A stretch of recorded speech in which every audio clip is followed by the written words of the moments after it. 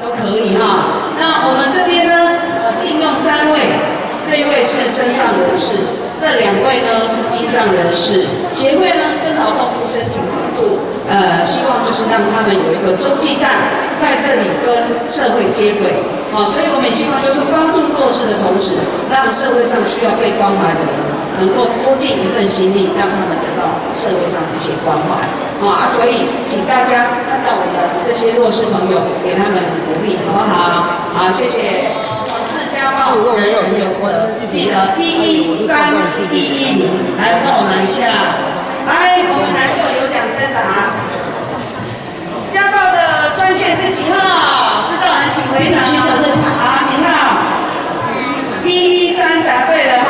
碰到有肢体暴力的时候要打几号？几号？110哦，小朋友都知道很厉害。